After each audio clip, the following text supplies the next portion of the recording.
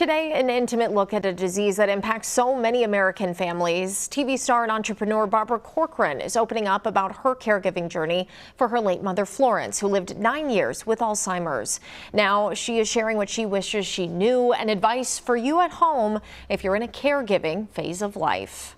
Barbara, I'd love to take a minute to get to know your mother, Florence. Could you tell us a little bit about her? Well, too bad you missed her. My mom was a powerhouse. She'd say to me, like, you have a wonderful imagination. What are you thinking about? Tell us. In building my business, my imagination made the big difference in getting ahead. Not to take anything away from her story, but she was eventually diagnosed with Alzheimer's. When did that come about, and what were the signs that you noticed? I guess she started becoming forgetful, like most older people become forgetful. I'm forgetful now. And that was about 9 years before her death. I think it took 2 years before she was diagnosed with dementia. And we took it on face value that she was going to have dementia, much like her mother whom we had lived with growing up, and expected more of the same, like just gradually, gradual slowing down and gradual losing her mind. And we expected that. But what we didn't expect at all is agitation in Alzheimer's dementia, and we didn't recognize it. I have since learned that 50%, or about half, roughly half of the people who suffer from Alzheimer's also show signs of agitation in Alzheimer's, and they just don't recognize it.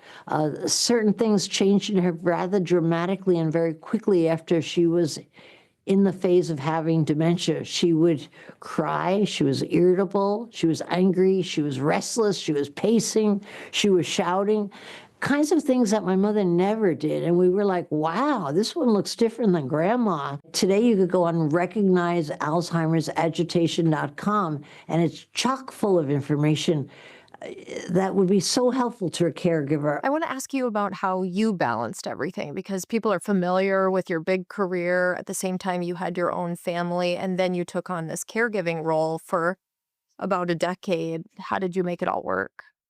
It was tough, and I can't say I did a good job. If you're thinking I did a good job, forget it. I didn't do a good job.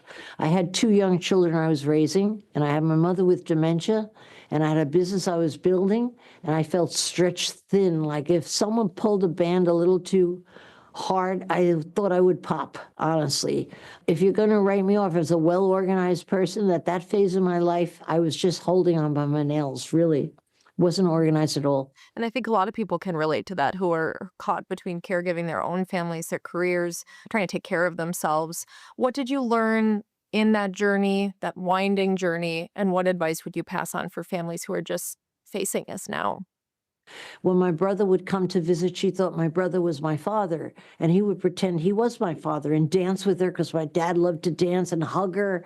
So he was right in her space. When we used to tell her that my father died, it was a terrible thing. We never told her again my father died. We just said, Dad's out warming up the car. And that seemed to work much better. She was happy knowing he was downstairs waiting for her.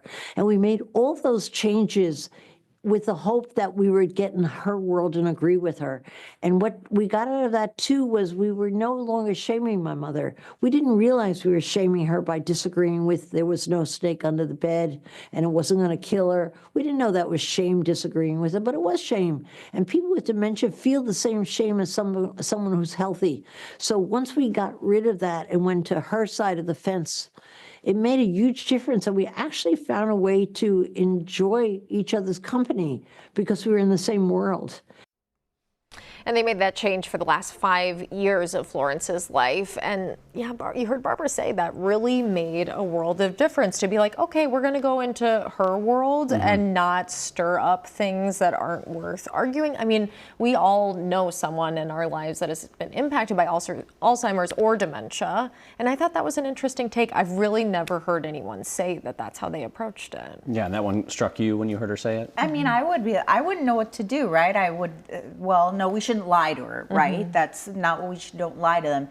No, what is important is quality of life. And so there you go. Yeah, right, it was there, interesting. And like people know her for being this like business mogul. And I thought that was really interesting that she admitted like, I did not have that together during that phase of my life. And I didn't do it perfectly. And I think anyone who's in a caregiving role can relate to that. Like, it's really hard to balance it all. You can't do it all. And hearing from someone as successful and big time as her that she felt the same way, I hope comforts somebody. Yeah, hopefully people give themselves some grace if they're in that position.